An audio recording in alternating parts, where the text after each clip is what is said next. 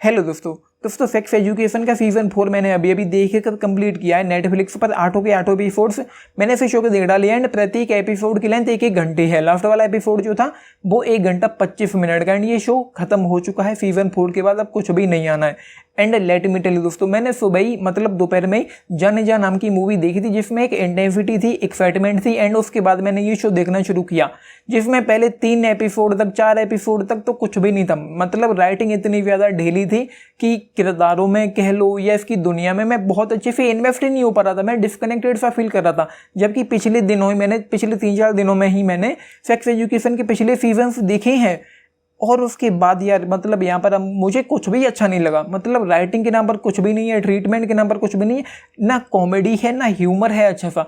सिर्फ एक हल्का फुल्का कॉमिक सीन था जब फर्स्ट एपिसोड में ओटिस की प्राइवेट तस्वीरें लीक होती हैं। मतलब वो लाइव चल रही थी पब्लिकली सबके सामने, तो वहाँ पर थोड़ा ह्यूमर क्रिएट हो गया, वहाँ पर थोड़ी हंसी आई। लेकिन उसके अलावा इस शो में कुछ भी नहीं है। पहले तो बहुत सारे कैरेक्टर्स बिना किसी रीजंस के यहाँ से गायब हो गए एंड स्कूल ही चेंज हो गया है। अब कैवेंडिश स्कूल है जबकि पहले मोरडेल स्कूल था।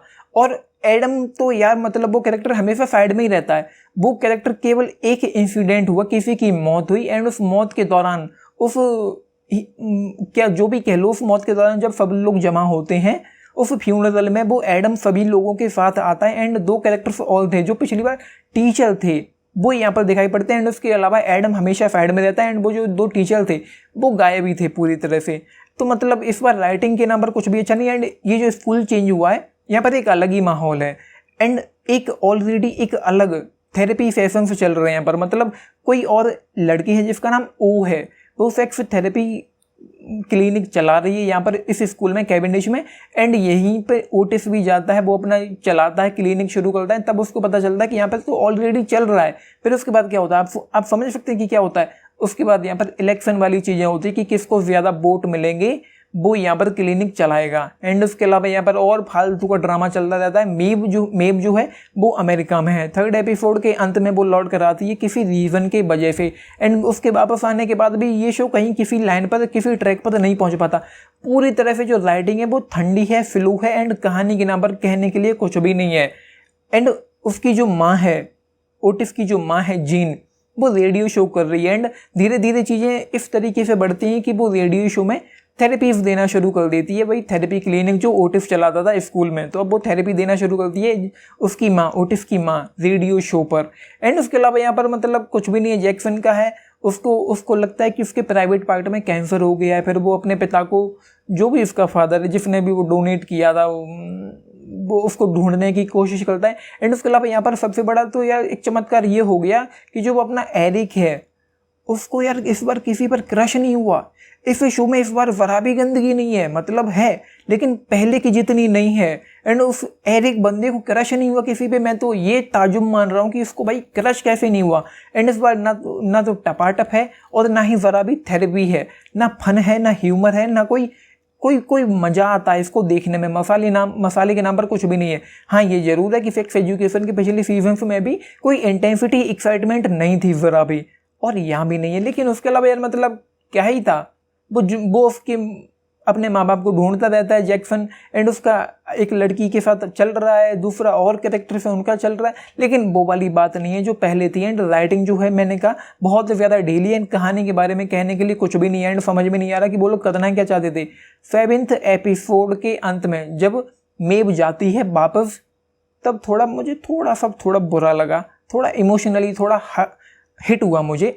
लेकिन उसके बाद 8th एपिसोड में 1.5 घंटे का लगभग 8th एपिसोड था एंड उसमें मेब के सिर्फ 1-2 सीन्स ही थे। तो मतलब इस शो की जो एंडिंग थी वो पूरी तरह से सेटिस्फाइंग नहीं रही मेरे लिए। एंड ऑनेस्टली ये जो दुनिया उन्होंने बनाई है सेक्स एजुकेशन की, वो 3 सीजन तक तो अच्छी थी, अच्छी खासी कॉमेडी थी, ह्यूमर था। वहाँ पर स्कूल में जो हमको देखने को मिलता था वो काफ़ी अच्छा था। लेकिन सीजन 4 में तो भाई स्कूल ही गायब है।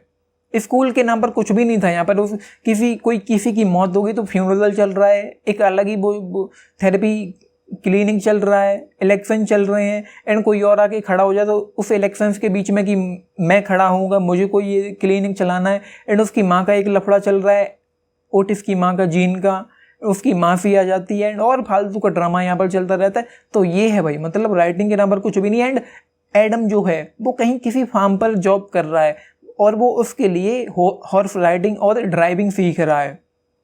उसका पिता उसको ड्राइविंग सिखाता है, जो हेड टीचर थे मोरडेल स्कूल में वो। एंड यार मतलब कचरे का ढेर बना के रख दिया ऑनेस्टली सीज़न 4 को। मैं सोच रहा था कि सीज़न 4 कुछ अच्छा हमको दिख जाएगा, कुछ अच्छा होगा, लेकिन कुछ भी अच्छा नहीं। ऊपर से पूरी तरह से ठंडा है, पेसिंग ढीली है, कमज़ोर है, राइटिंग ढीली है, कमज़ोर है, एंड बहुत ज़्यादा लेंदी फील होता है। जैसा कि मैंने कहा 8 घंटे का ये शो है, जो कहानी के नाम पर, पोटेंशियल के नाम पर, ट्रीटमेंट के नाम पर, ड्रामे के नाम पर, मसाले के नाम पर हमको कुछ भी अच्छा ऑफर नहीं कर पाता। बस ये जरूर है कि पहले 3 एपिसोड मैंने देखे जैसे तैसे देखे, फिर धीरे धीरे जब मेब लौट कर आ जाती तो वहाँ पे थोड़ा सा मैं इन्वेस्ट होना शुरू हुआ। अब चूंकि इतना लंबा देख लिया है तो कितना भी खराब शो हो, अगर आप कॉन्टीन्यूसली देखते जा रहे हैं तो धीरे धीरे इसकी दुनिया में आप इन्वेस्ट होते चले जाओगे। तो वही मेरे साथ भी था, मैंने इसको बिंज वॉच किया है तो मैं धीरे धीरे इसमें इन्वेस्ट होता चला गया, लेकिन मुझे मज़ा नहीं आया। किसी भी तरह की कोई एक्साइटमेंट नहीं है, कोई इंटेंसिटी नहीं है, कुछ भी ऐसा नहीं जिसको देखने में बहुत मज़ा आए या जिसमें कोई अच्छा ह्यूमर हो, कोई अच्छी कॉमेडी हो।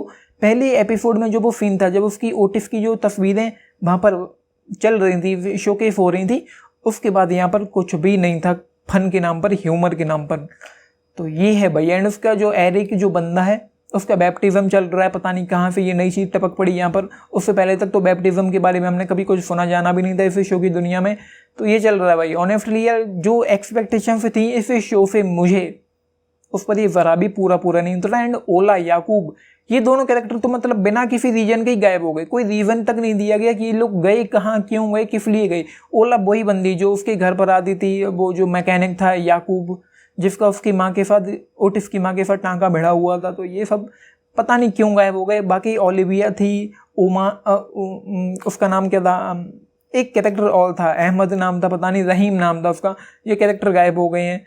तो ये है भाई। राइटिंग बहुत ज़्यादा ख़राब है इस शो की। स्क्रीन प्ले मुझे उतना मज़ेदार नहीं लगा, स्क्रीन प्ले कहीं ना कहीं ठंडा है।